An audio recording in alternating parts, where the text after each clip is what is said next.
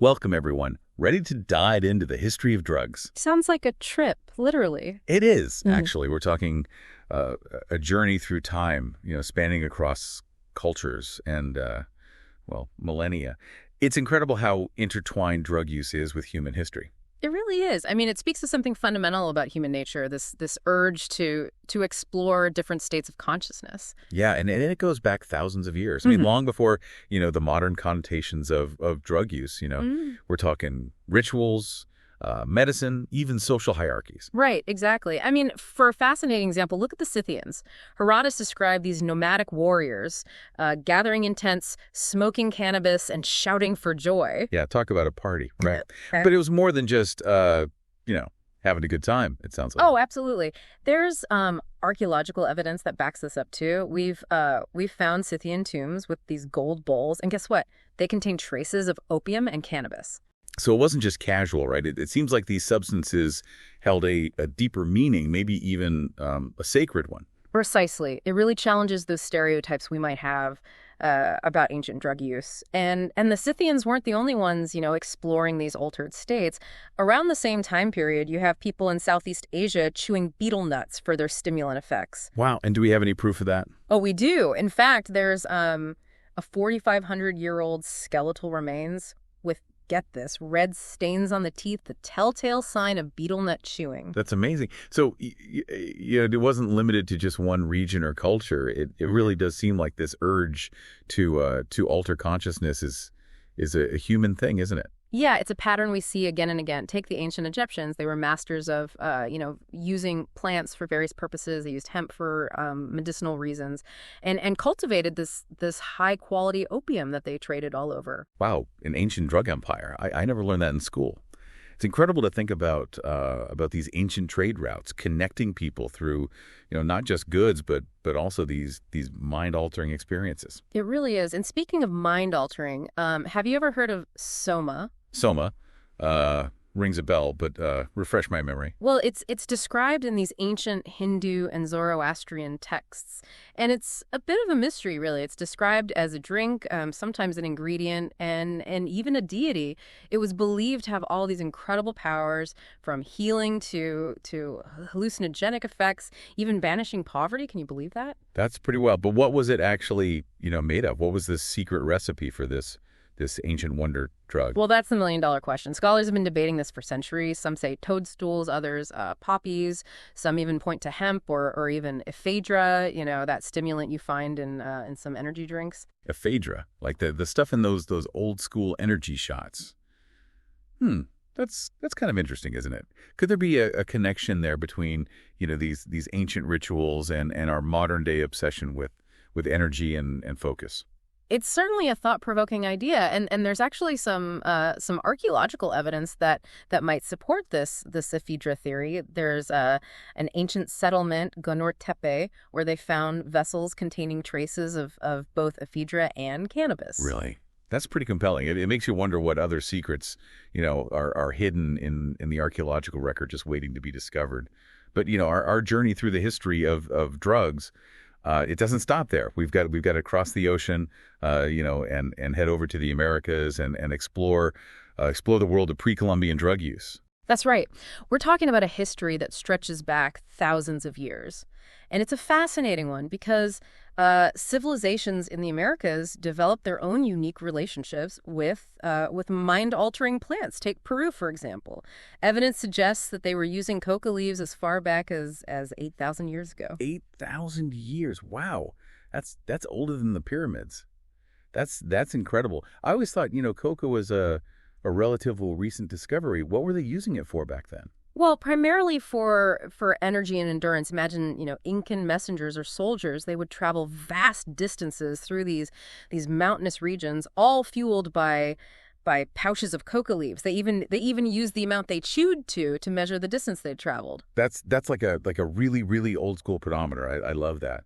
But coca wasn't the only plant they were using, right? Yeah. What other plants did Native Americans use to explore those altered states of consciousness? Well, there's the cacti. containing mescaline, like peyote. Shamans would use this for, for spiritual purposes. And the evidence for its use dates back to the 4th millennium BC. That's even older than the coca leaf tradition. So we're talking about some seriously ancient practices here.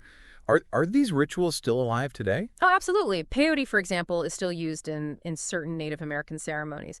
And recent discoveries they've really shed light on just how rich these traditions are. Like, for example, there's a 1,000-year-old shaman's tomb that was found in Bolivia. And inside, they found this pouch. And guess what it was made of? I don't even want to guess. Fox snouts. Fox snouts. Okay, that's a new one. It is. And it contained traces of ayahuasca ingredients. It just shows you the ingenuity and the spiritual depth of these ancient practices. Wow. I never would have imagined, from ancient party animals to medicinal breakthroughs to mind-bending mysteries. We've covered a lot of ground already. But our journey through the history of drugs, it's far from over. Not even close. We've got so much more to explore, from the legendary Viking berserkers to America's complicated history with opioids. Yeah, it's a fascinating and often a sobering look at how these substances have shaped our cultures and our society. So from ancient rituals and sacred plants, let's turn our attention to a different kind of altered state, one associated with warriors. Legendary warriors, in fact, the Viking berserkers, those fierce fighters known for their just unbridled ferocity in battle. They were like immune to pain and fear. Yeah, their reputation precedes them, doesn't it? We're talking about warriors biting their shields, fighting without armor, entering this trance-like state of like superhuman strength and aggression.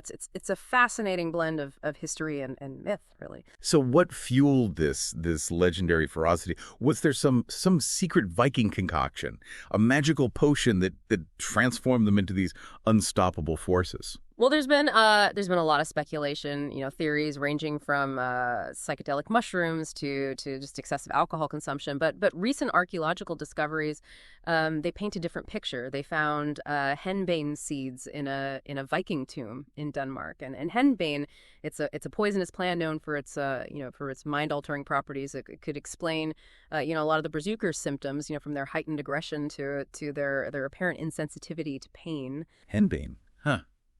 A potent and potentially deadly plant.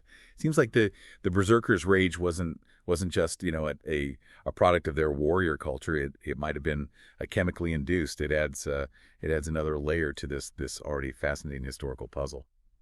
But let's shift gears a little bit now. From the battlefields of ancient Scandinavia to a story that hits a little closer to home. America's complex and often troubling relationship with opioids. This is where, the historical and the modern really intersect. America's opioid crisis, it's a multi-layered problem with deep roots in our past. We're talking about a recurring cycle of addiction that's evolved over time. It's impacted society on so many levels. It's a crisis that goes way beyond, just individual struggles. It's got these far-reaching social, economic, and public health implications. Yep. To understand the scale of the problem, we need to go back to the 19th century, to the early days of opium and morphine use in America. It's a story that begins, before heroin even enters the scene, back when these substances were perceived very, very differently.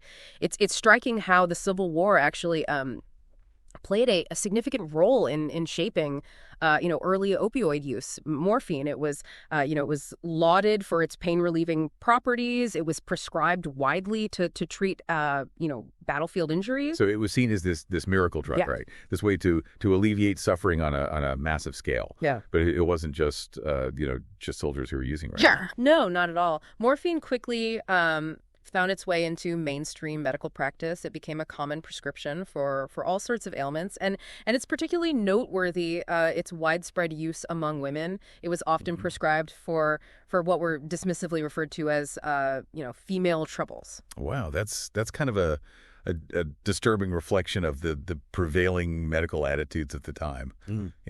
Dismissing women's pain and just relying on opioids as this quick fix.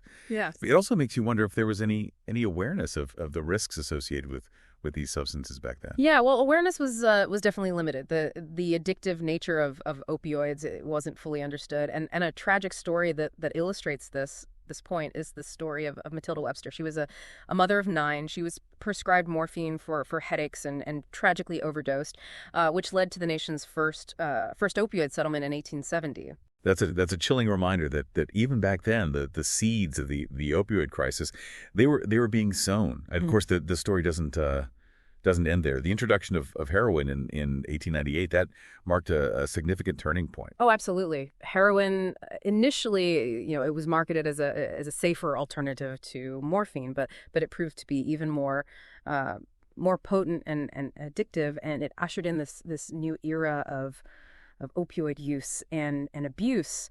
And what's particularly troubling is how this pattern of deceptive marketing, downplaying the risks of these substances, it continues to this day. It's a reminder of how corporate interests, they can exploit our biological vulnerabilities for profit. But it wasn't just corporate greed that shaped the narrative around opioids. Racial prejudices, they played a role as well, didn't they? Oh, absolutely. Anxieties surrounding, Chinese immigrants and opium dens. Those were exploited to further demonize drug use and push for prohibition. It fueled this moral panic that disproportionately targeted, minority communities. In this early 20th century, this marked, the beginning of the government's attempts to regulate and control these substances. And those attempts started with the Harrison Act of 1914, right? Yeah. The first federal effort to control the sale and prescribing of narcotics. Yeah, the Harrison Act was a pivotal moment, followed by the complete prohibition of heroin in 1924. It was a strategy very reminiscent of the alcohol prohibition era, driven by this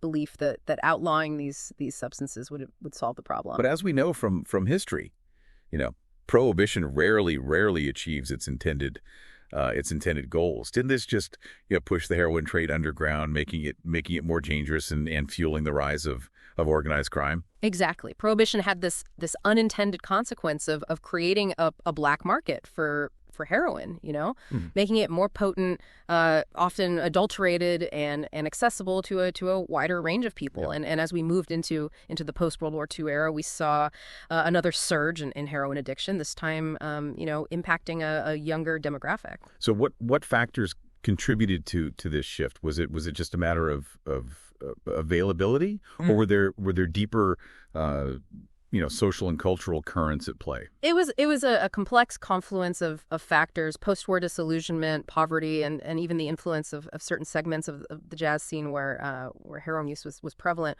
all played a role in this rise in addiction among young people, particularly in marginalized communities. It's a reminder that addiction rarely exists in a vacuum. It's often intertwined with social, economic and cultural forces. Yeah.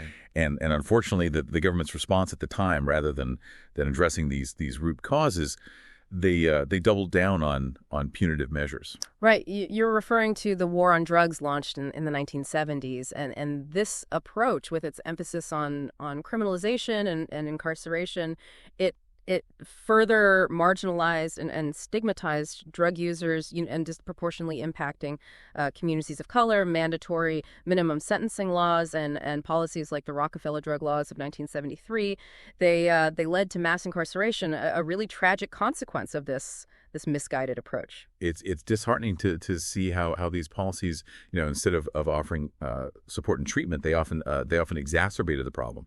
And I know that during this period there were attempts to explore alternative solutions, such as methadone treatment, which emerged in the 1960s. Yeah, methadone treatment. It's a medication-assisted approach to managing opioid addiction, and it showed some early promise in reducing cravings and helping individuals stabilize their lives. But it kind of fell out of favor amid the prevailing political climate that prioritized punishment over rehabilitation. It's a recurring theme in this story, isn't it? How political agendas and ideological biases often overshadow evidence-based solutions. Mm-hmm. And then, of course, came the HIV/AIDS epidemic, which had a devastating impact on intravenous drug users, highlighting the urgent need for a public health approach to this crisis. Oh, absolutely. The HIV's epidemic was a huge turning point, forcing a reevaluation of our approach to drug use and addiction. It underscored the importance of harm reduction strategies like needle exchange programs and in mitigating the spread of infectious diseases and promoting public health.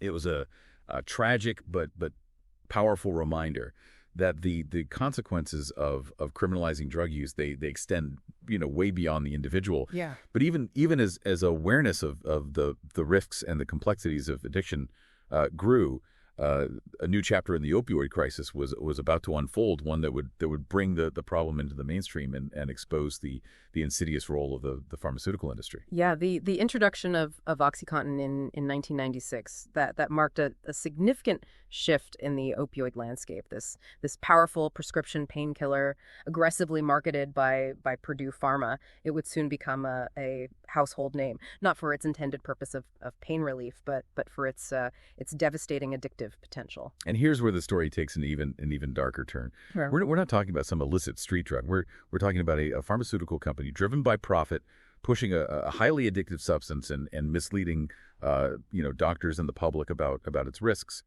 Exactly. Purdue Pharma's aggressive marketing campaign, it downplayed the risks of addiction, portraying OxyContin as this safe and effective solution for chronic pain. Yeah. And this resulted in widespread overprescribing, creating a whole new wave of opioid dependence, this time affecting a broader demographic, including individuals who would never have considered using heroin. It's a chilling example of how corporate greed can intersect with our biological vulnerabilities, leading to devastating consequences. And as authorities began cracking down on prescription opioids, many individuals who had become dependent, they turned to other sources, fueling another shift in the opioid landscape. And that shift led many to heroin and more recently to fentanyl, a potent synthetic opioid that's flooded the illicit market. And fentanyl's potency and availability have driven a huge surge in overdose deaths, making the current opioid crisis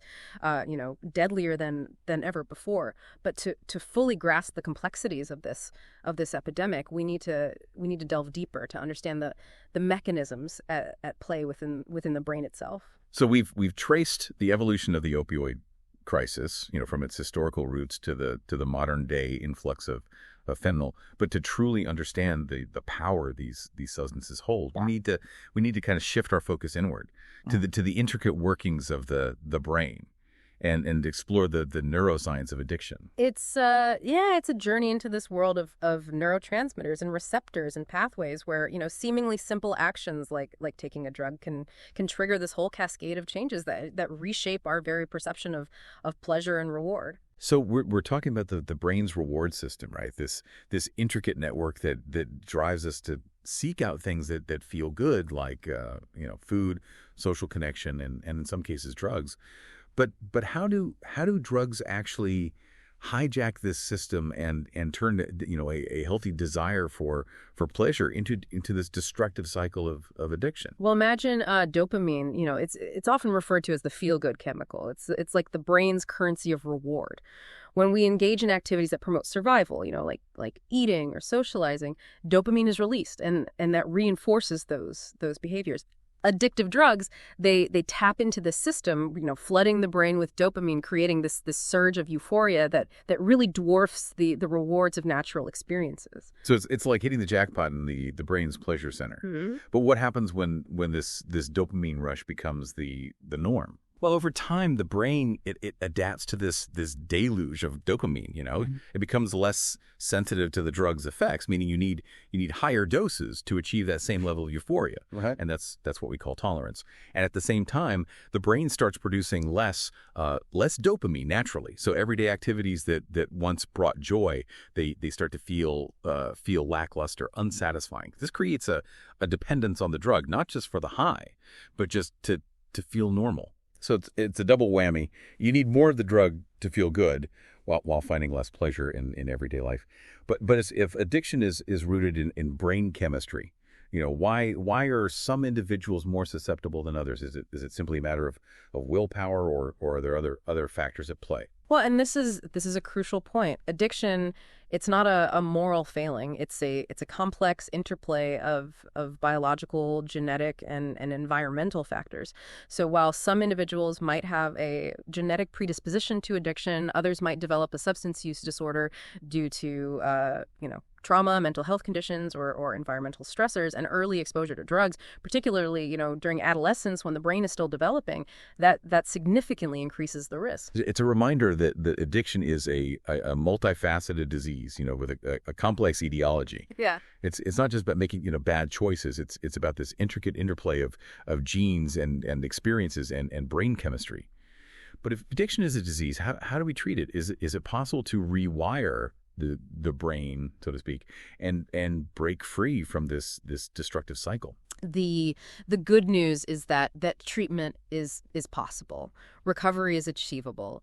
The key is to address addiction as a complex medical condition, not a personal weakness. This requires a shift from judgment and stigma to a more compassionate, evidence-based approach. I'm glad you emphasize that. Too often, addiction is shrouded in shame and misunderstanding. It's vital to recognize that individuals struggling with addiction deserve support and access to effective treatment, not punishment or isolation. Absolutely. Effective treatment plans, they prioritize addressing underlying conditions, such as trauma or mental health disorders that may be contributing to substance use. It's about, understanding the individual's unique needs and providing a holistic approach that addresses both the physical and the psychological aspects of addiction. So it's about more than just breaking the physical dependence on the drug. It's about healing, the underlying wounds and developing, healthier coping mechanisms. But what specific approaches have proven effective in this journey of recovery? Is there a one-size-fits-all solution? Unfortunately, there's no magic bullet, no single approach that works for everyone. Treatment should be tailored to the individual's needs and circumstances, encompassing a range of strategies. Medication-assisted treatment, using medications like methadone or buprenorphine that can help manage cravings and withdrawal symptoms, easing that transition to sobriety. Therapy in various forms like cognitive behavioral therapy, group therapy, and even EMDR, which can help process trauma, that empowers individuals to understand their triggers, develop coping skills, and address those underlying emotional and psychological factors that are contributing to their addiction. It sounds like a multi-pronged approach is key, addressing the physical, emotional, and social aspects of addiction. But with the opioid crisis still raging, what role can harm reduction strategies play? Are they just a Band-Aid solution, or can they offer a more impactful path forward? Harm reduction strategies, they're a crucial component of a comprehensive response to the opioid crisis. It's about recognizing the reality of addiction and working to minimize its negative consequences, both for individuals and society as a whole. So it's about meeting people where they are, offering support and resources without judgment, and acknowledging that recovery is often a journey, not a destination. Exactly. Needle exchange programs, for example, they've been proven effective in reducing the transmission of HIV and other infectious diseases associated with intravenous drug use.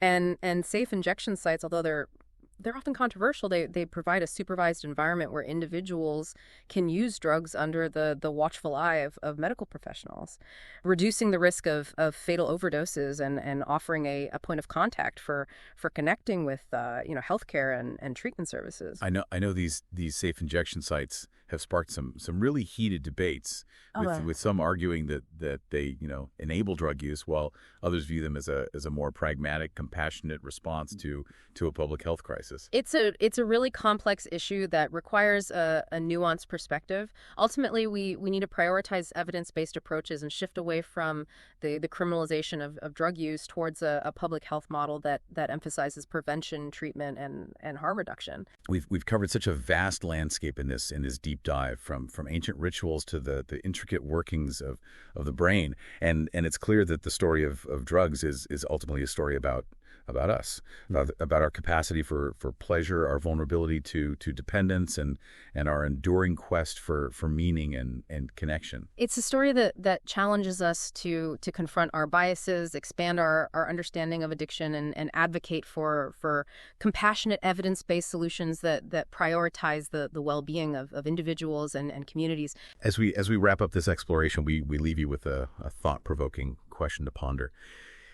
If drug use is as old as humanity itself, what does that tell us about our relationship with altered states of consciousness and the ongoing search for solace, for meaning, for connection in a complex and often challenging world? Thanks for joining us on this deep dive into the fascinating, complex, and often heartbreaking history of drugs. Until next time, stay curious, stay informed, and most importantly, stay compassionate.